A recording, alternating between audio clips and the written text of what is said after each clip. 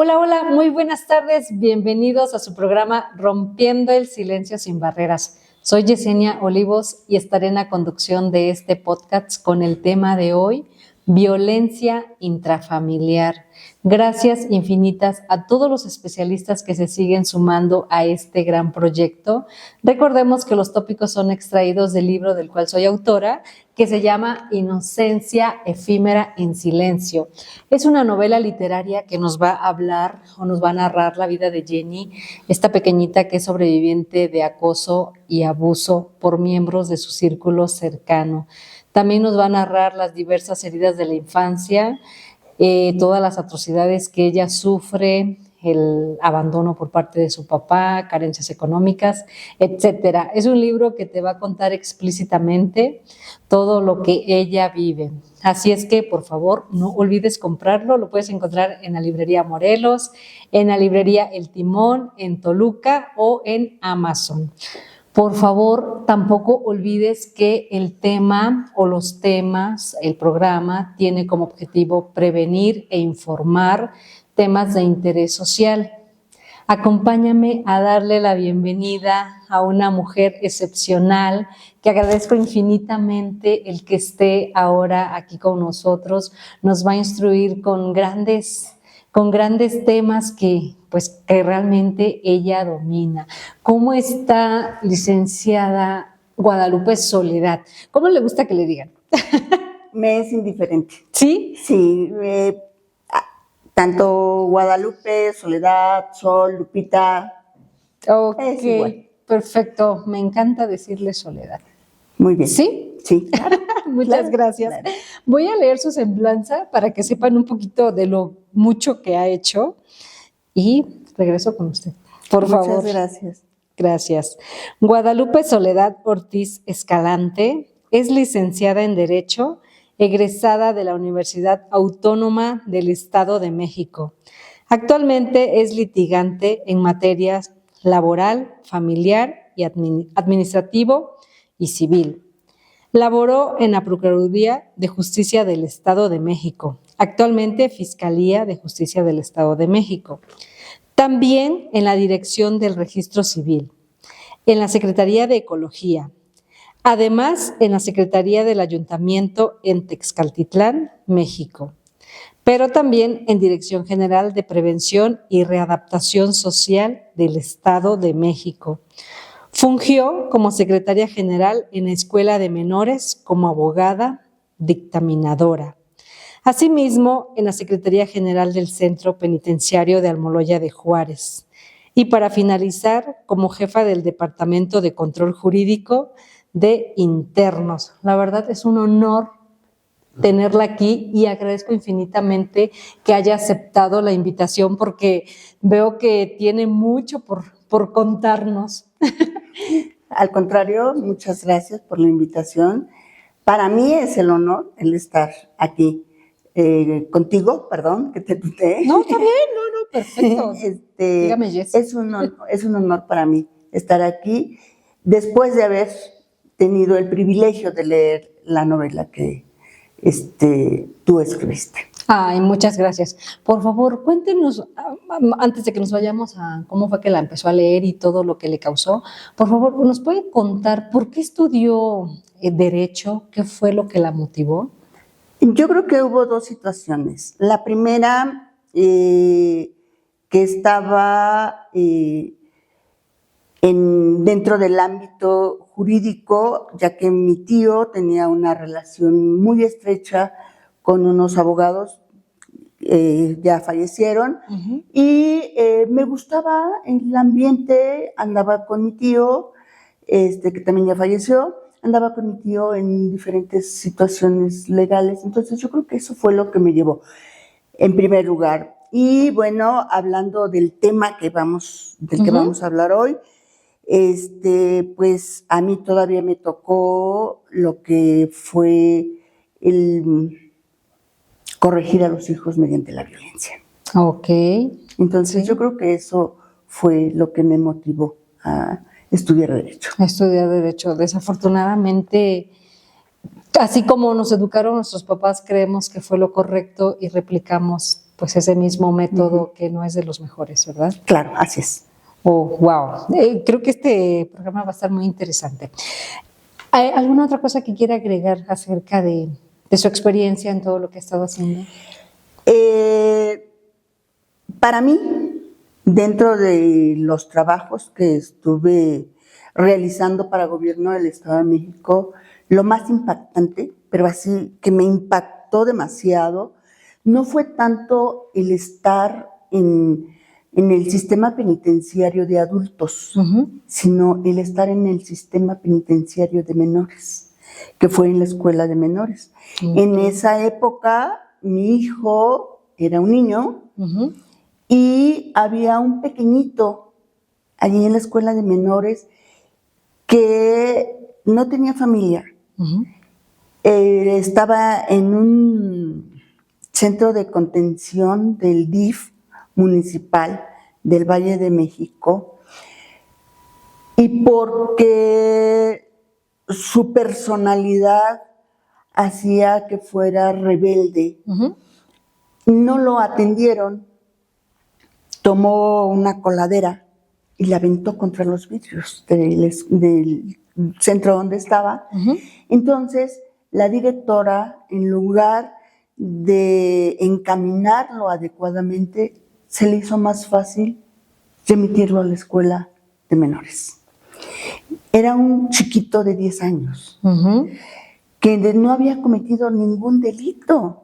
Entonces yo me puse a pensar cómo es posible que es un niño de la edad de mi hijo y que esté aquí con chicos de 15 hasta 18 años que realmente han cometido delitos. Eso me impactó demasiado. Fue lo más impactante eso que estar en un reclusorio, que haber estado en las Islas Marías, que haber estado en los centros penitenciarios federales, que es a donde se llevan a los delincuentes más, con unas condenas más altas o unos delitos más graves. Eso fue lo que más me impactó. Oh, wow, qué terrible historia, y que como papás pues permitamos ese tipo de cosas, ¿no? Por no estar pendientes. En este caso no fue por no estar pendientes, sino que fue porque no tenía papás. Lo abandonaron. Tuvo abandono familiar. Tuvo abandono familiar, esa violencia intrafamiliar. Sí, así es. Por favor, es. Ahora sí, ¿me puede platicar cómo fue que usted leyó el libro? Porque cuando me contaron que lo leyó, la verdad sentí mucha emoción, y aparte me dijeron, la abogada fulanita de tal leyó tu libro y está impactada. Y yo, por favor, pásame sus datos. Quiero saber cuál es su impresión al haber leído el libro. La verdad fue porque estuve hospitalizada en ese momento, no llevaba nada para leer porque tuve un pequeño dolor en el vientre, entonces me voy al hospital y mi hijo es el que me hace favor de llevar el libro porque me fue a cuidar ese día, lleva el libro y en la mañana le digo, a ver, enséñame tu libro. Ya lo veo, le digo, oye, déjamelo, ¿no? Para que lo pueda leer en lo que se determinaba si entraba cirugía o no entraba cirugía. Entonces ya me lo dejó, y la verdad es de que desde el principio me atrapó, porque es la pura realidad que vive la mayoría de los menores que no tienen una atención adecuada, que vienen de familias disfuncionales, que vienen de familias en donde los papás las abandonan, como es el caso de la protagonista de la novela, de muchos pequeños, muchas pequeñas que por haber tenido este tipo de abusos llegan ya más adelante a formar también familias disfuncionales. Sí, exacto, es un patrón repetitivo, ¿verdad? Así es, desafortunadamente. Desafortunadamente. ¿Y qué más le causó ese libro? ¿Qué dijo? O sea, ¿esto es lo que sucede realmente? Sí, y yo comentaba con mi hijo, oye, hijito, ¿y qué va a seguir? ¿Qué va a seguir? Luego, porque para mí me dejó todavía con la incertidumbre. ¿Qué pasa con esta pequeña Ujú. que ya es una adolescente y que se va a ir de casa? Exacto. ¿Cuál va a ser su actuar ante la vida ya que vaya a ser una adulta? Eso es lo que me quedó como incertidumbre. Wow. Sí, justo, me están pidiendo la segunda parte, ya tengo que empezar a trabajar con esto. Ahora con los programas sí he tenido pues ese tiempo, o he tenido poco tiempo porque el que he tenido lo he utilizado para preparar todo esto, pero les prometo que ya viene la segunda parte.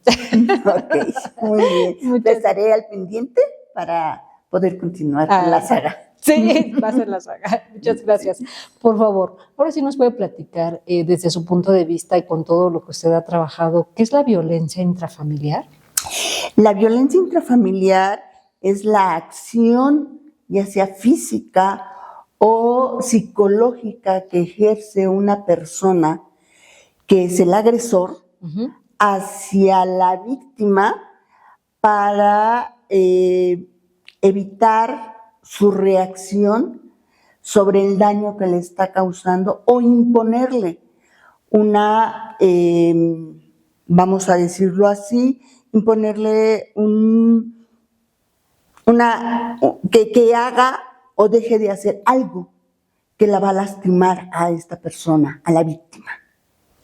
¿Sí? Ok, entonces como tal aquí el agresor finalmente está silenciando, por decirlo así, a su víctima. Así es, ese es el objetivo de la víctima, del agresor, el silenciar, el aplacar a la víctima para que no comente el tipo de agresión que está sufriendo por parte de la persona que está agrediéndola.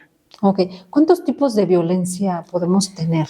Está la violencia, la más común, que es la violencia física, ¿sí? Que son los golpes, que son la privación de la libertad y puede llegar hasta la muerte. Okay. Esa es la física.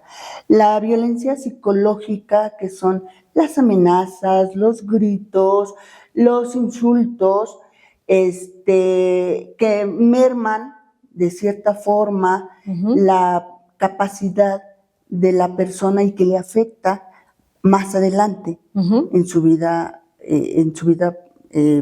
adulta.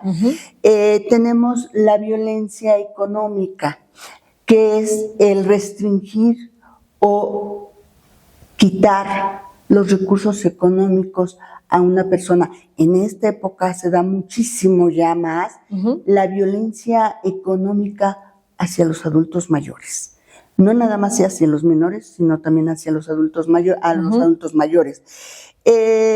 Dentro también de esta violencia económica tenemos, sobre todo en el área rural, el que no le permitan a la mujer trabajar. Okay. Esto nos genera otro tipo de violencia, que es la violencia de género, que va encaminada hacia las mujeres o hacia los hombres que tienen una tendencia o inclinación sexual diversa a la de un varón. Esto afecta tanto su integridad como su libertad. Otro tipo de violencia que tenemos es la que se está refiriendo en el libro, la violencia sexual. La violencia sexual es el que el agresor obtiene su satisfacción sexual sin el consentimiento de la víctima, tratándose de mayores.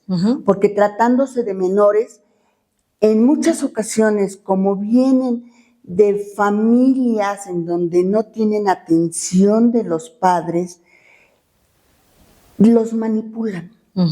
El agresor manipula a la víctima, que es un menor, que es un infante, trátese de hombre, trátese de mujer, y les dicen que los quieren, que los aman, y dicen, no hay ningún delito, no hay ninguna violencia porque dio su consentimiento. Pero debemos de recordar que un menor no tiene la capacidad de discernir de lo que le es bueno o de lo que lo lastima a lo que no le lastima y le hace bien.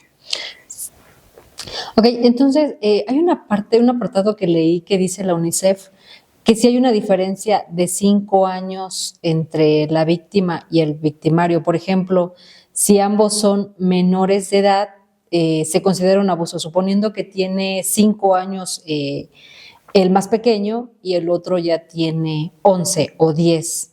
A partir de ahí ya se considera un abuso. O si tiene, por ejemplo, 15 años y el otro ya tiene 20, pues ahí ya está considerado mucho más que es un abuso. ¿Qué tan cierto es esto? El abuso se da,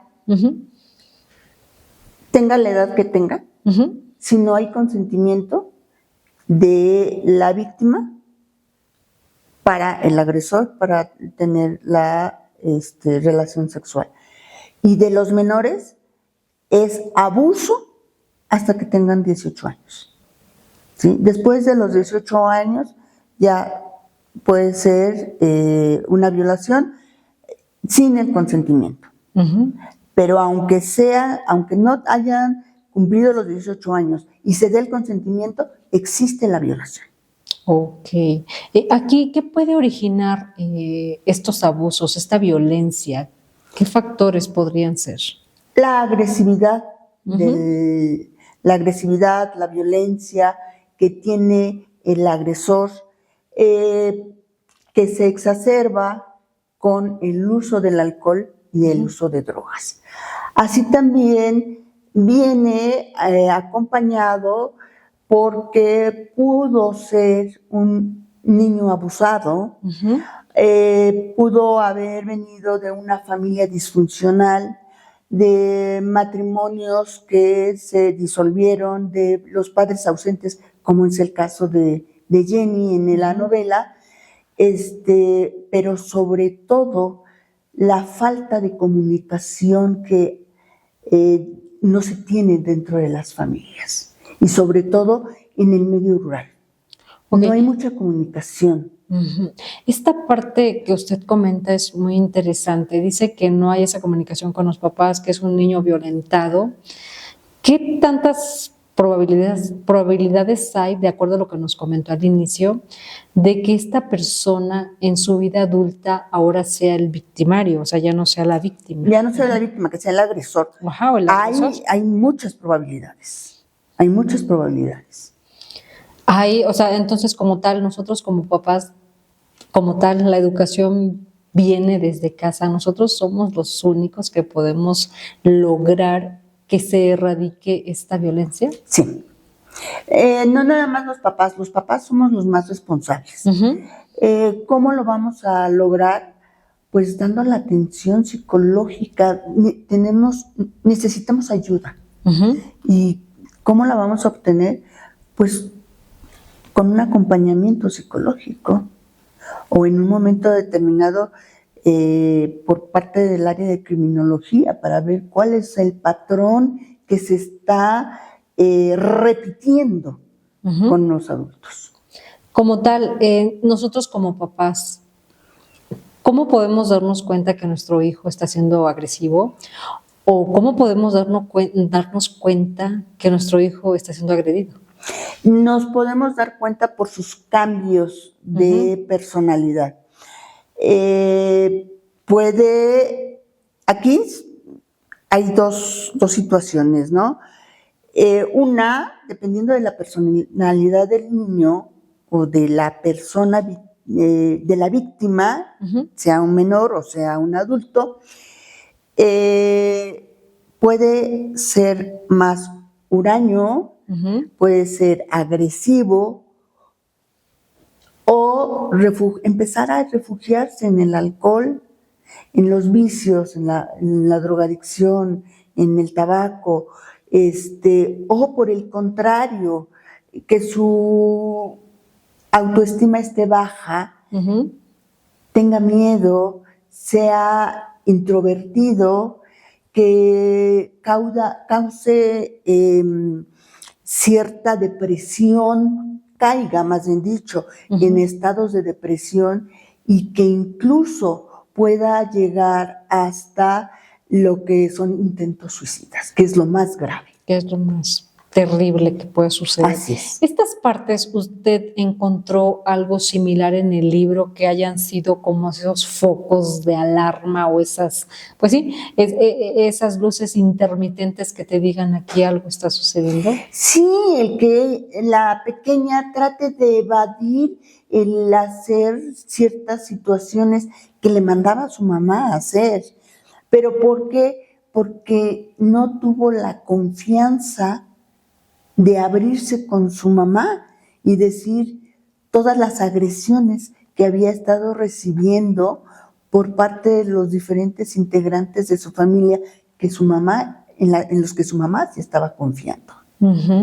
Y que se supone ella también pensaba que la iban a proteger, pero no la protegieron, al contrario, la agredieron. Sí, exacto. Y sobre todo que Roberto, el papá de Jenny, pues nunca estuvo presente, fue un papá totalmente ausente. Sí, por lo que comentaba, son familias disfuncionales o padres ausentes, ¿sí? Entonces no se tiene la protección, el menor, quien le da la fuerza al menor es el papá. Sí. Y no la tiene. Entonces, pues, ¿a quién van a acudir? Si su mamá siempre está trabajando, siempre está con otras presiones, ¿a quién va a acudir? No tiene a quién acudir, desafortunadamente, la pequeña. Sí, y en la actualidad yo creo que eso también puede suceder, ¿no? O sucede realmente en el que son hijos de familias disfuncionales que no tienen a quién contarles sus historias. Precisamente este libro por eso surge de todas esas historias que me cuentan las alumnas, chicas que vienen pues de ese tipo de familias que no tienen en dónde desahogarse, me encuentran como esa válvula de escape. Y en otros lados es donde van y se refugian, entregan su confianza, afortunada o desafortunadamente, en ocasiones pueden brindársela a quien no deberían. Y esas personas pueden aprovecharse. Así es, así es. Lo mejor siempre es la comunicación. Primero con nuestras personas cercanas, nuestra familia, pero desafortunadamente a veces dicen, ay, estás diciendo mentiras. Sí. No, eso no es real. ¿Por qué quieres perjudicar a X o Z? Entonces, pues, como en este caso, el acercarse a alguna maestra, ahora ya en las escuelas están los psicólogos, es lo mejor, ¿sí? Para poder romper esa violencia que exista dentro de la familia. Sí, yo creo que también como docentes debemos estar un poquito más, híjole, bueno, es que justo en uno de los programas comentaba con una profesora, dice, ya son tantas tareas las que nos asignan que a veces es imposible ver la historia de cada uno de los alumnos, ¿no? Porque no es uno, o sea, a veces tenemos 30, 40 alumnos y en qué momento te pones a saber la historia de cada uno de ellos. Sí, pero se pueden detectar, hay señales, ¿no? Lo comentaba hace rato, los cambios de comportamiento, ya sea que si es una persona callada y de pronto es agresiva, algo está sucediendo. O es una persona muy abierta, muy alegre y de pronto empieza a retraerse, a ser muy callada, o que estén presentando, en el caso de violencia física, constantemente golpes, arañadas, y que trate de ocultarlas, porque regularmente hacen esto, ¿no? Se tapan, se cubren y se les pregunta, ¿qué te pasó? ¿Por qué estás lastimada? ¿Qué sucedió? ¿Te pegaron? No, no me pegaron. Yo me caí, me resbalé, abrieron la puerta y me golpea cuando tienen golpes en la cara. Ok. ¿Qué sucede cuando la violencia viene directa de papá o mamá? En este caso, la niña o niño no va a decirle a la mamá lo que le está sucediendo ni al papá porque son los agresores. Pero puede acudir con los abuelos, que si no probablemente no le hagan caso. Pueden acudir con sus tíos, con su madrina, o lo comentamos hace rato, con el maestro, la maestra, el psicólogo, para poder romper esa situación. Siempre va a haber una persona que va a ayudarlos, que los va a escuchar. Okay. Y en un momento determinado les va a hacer el acompañamiento correspondiente. Okay. Aquí, ¿qué procede usted que sabe más de este tema? Aquí, ¿a dónde debe de acudir un niño agredido, una niña, un niño, un adolescente que está agredido? A la Procuraduría, mejor dicho, a la Fiscalía de Justicia del Estado para levantar el acta correspondiente.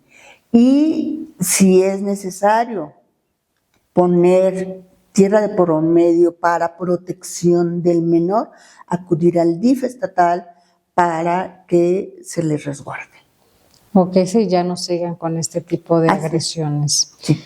¿Alguno de los casos, nos comentaba al inicio el del chico de 10 años, bueno, finalmente era un niño, ¿qué otras historias se pudo encontrar, digo, con tanta experiencia que usted tiene y haber trabajado este centro de reformación? Escuela de rehabilitación para menores. Escuela de rehabilitación. O sea, ahí mismo, cuando ya hay una demanda o algo, ¿los remiten ahí? Se remiten ahí cuando el menor cometió algún delito. Okay. ¿La misma escuela puede solicitar eso en una escuela normal pública o desde la casa? Pero es cuando el menor comete un delito, es cuando se remite, porque existe una denuncia penal. Okay. Sí, pero es por un delito. No es porque le hayan cometido a él una violencia. Sí, porque él lo cometió. Sino porque él lo haya cometido. ¿Sí? Ok, y aquí, ¿qué es lo que los ponen a hacer? Realmente no venían esas preguntas, pero me surgió la duda. ¿Qué es lo que hacen unos niños tan pequeños en ese tipo de lugares? Existe la escuela, existe la atención psicológica, existe el área de laborterapia, existe el área de trabajo social, existe el área de psicología, el área de criminología, que ven todos los elementos por los cuales está llegando un menor a cometer ciertos delitos. Y ven cómo reincorporar al menor a donde no sea agredido, porque en muchas ocasiones estos niños están cometiendo un delito porque ellos fueron agredidos, desafortunadamente. Sí, están replicando realmente lo que ellos vivieron. Y vienen de familias disfuncionales, de familias desintegradas, de abandono de padres, desafortunadamente, hay que decirlo, madres que se dedican a la prostitución, que existe el alcoholismo sin medida, que existe la drogadicción sin medida, y entonces ellos lo ven como una cosa normal, o incluso sus padres se encuentran en un reclusorio. Sí, ay Dios. Y entonces lo ven muy normal. Sí, me deja pensando en todo esto como tal, ¿no? Lo normalizan o lo normalizamos o juzgamos o prejuzgamos a las personas y decimos, oye, mira cómo es así, pero no nos damos cuenta de lo que está atrás. ¿Qué es lo que hay atrás? Sí, ¿qué es lo que ha vivido esta persona para comportarse de esa manera? ¿Qué podemos hacer nosotros como sociedad para que se minimice todo esto? En primer lugar, tenemos que ser muy abiertos y prestar mucha atención, sobre todo a nuestros niños. Tratar de tener mucha comunicación con ellos, mucha comunicación, y decirles que no tienen por qué estar en un lugar en donde los están violentando de cualquier forma, ¿sí? Sí. Y darles la confianza necesaria para poder, para que ellos puedan abrirse a presentar una denuncia en contra de sus agresores, sea quien sea, porque no la agresión nada más va a venir del papá o de los tíos, como es el caso de la pequeña Jenny, sino que también pueden ser de los hermanos o de los abuelos también. Uh-huh. Entonces, eso tenemos que ver que ya se deje de ver como la normalidad, uh-huh, y sobre todo en las áreas rurales. Se da, sí se presenta en las ciudades, uh-huh, sí, pero aquí en las ciudades hay más violencia entre los matrimonios, entre las parejas, uh-huh, ¿sí? Y hay más cuidado hacia los menores. Ok, entonces como tal, la zona rural como que es el foco pues incandescente que tenemos, sí, porque los niños están mucho más descuidados. Sí, y están más abiertos, son lugares más abiertos. Aquí a los niños se les va por ellos a la escuela, se los deja uno en la escuela. Hay más atención hacia el menor que en las áreas rurales. Porque vete a la casa del abuelito o de la abuelita o del tío a traer la leche, vete a traer las tortillas, vete a recoger los animales o a sacar los animales o a darles de comer. Entonces, sí están más abiertos y tienen que hacer más actividades, entonces no están tan a la vista de los padres. Ok, regresando un poquito a la pregunta que le había hecho hace un momento de estos niños que están en estas escuelas para rehabilitarlos, por decirlo de esa manera, ¿sí se logra ese punto de que se rehabiliten o ya no se pueden reintegrar a la sociedad? Sí se puede reintegrar a la sociedad. Desafortunadamente, lo que a mí me tocó vivir eran pocos los chicos que se rehabilitaban porque ya después los encontraba en un centro de readaptación, o sea, ya en un centro penitenciario. Ya mayores de edad. Ya mayores de edad. ¿Por qué? Porque si bien es cierto, se regresa a lo que es el mejor núcleo que se considera adecuado para el menor, en muchas ocasiones siguen los chicos con los problemas de adicciones. Entonces, uh-huh, se vuelven a salir de las casas y vuelven a cometer delitos. Sí, claro, como tal su hogar no es un lugar seguro como tal, ¿no? No, a pesar de que los padres se comprometen a tener mayor cuidado de los menores, no lo hacen. Me tocó el caso de una chica, fue un grupo de muchachos entre 14 y 17 años que estaban en el Valle de México, cometieron delito de robo, violación, intento de homicidio. Los detuvieron, nos los mandaron a nosotros, a la escuela de rehabilitación, y una chica en particular, dentro del grupo eran, no recuerdo, 3 chicas, y era un grupo como de 12 menores. Una de ellas estaba tan afectada por las drogas que le costaba trabajo expresarse, uh-huh, no entendía muy bien. Era una chica del sur del estado, okay, de aquí del Estado de México. Uh-huh. La trabajadora social tuvo que ir a su casa. Sus papás dijeron que sí, iban a poner más cuidado en esta menor. La trabajadora social la lleva, fueron 2 días de ida y regreso. Uh-huh. Cuando llega la trabajadora social A la terminal ya encontró a la chica ahí. ¿Cómo hizo? No lo sabemos, pero ya estaba ahí. Wow. Ya estaba ahí la chica. La trabajadora social no podía o no tenía la facultad para poderla detener. Mucho menos decirle a algún policía, detengan a la menor. ¿Por qué? Porque no había cometido ningún delito. Simple y sencillamente se había salido ya de la casa de sus papás. Sí, vuelven a reincidir con todo.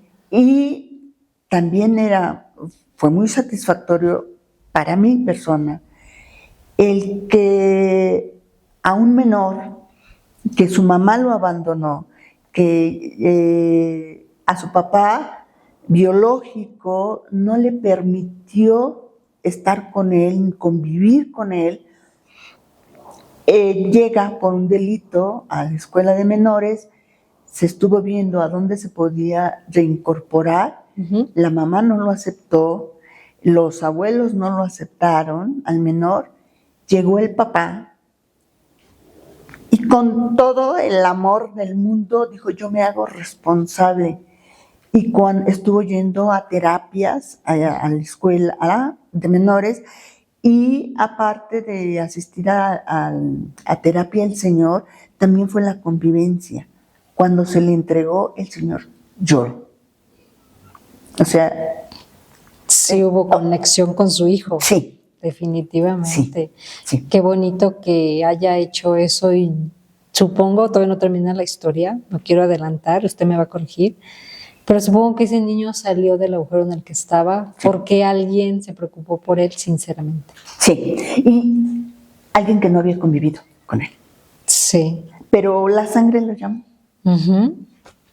Qué padre, ¿no? Qué padre que haya esa conexión y que no haya visto o no lo haya juzgado antes de decir, ¿sabes qué? Empezamos de cero y te puedo ayudar, y también que este menor se haya dado la oportunidad de aceptar a su papá. Así es. Porque también no sabemos qué historias pudo tener en su cabeza de que porque su papá nunca estuvo con él.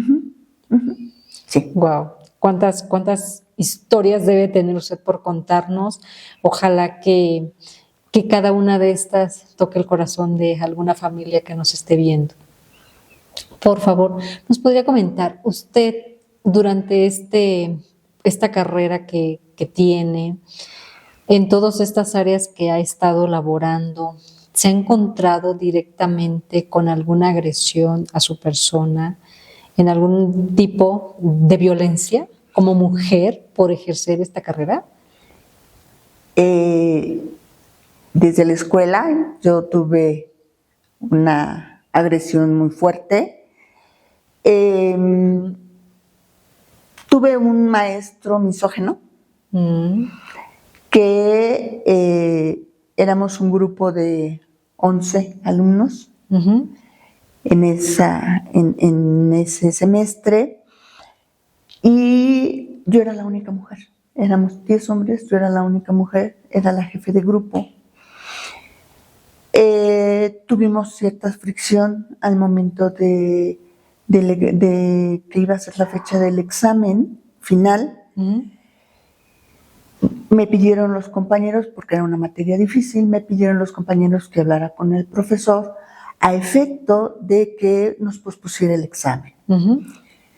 Fui a hablar con el profesor y el profesor me dijo, no, el examen se va a hacer el día señalado, porque mi agenda está llena, no lo puedo posponer para el día siguiente.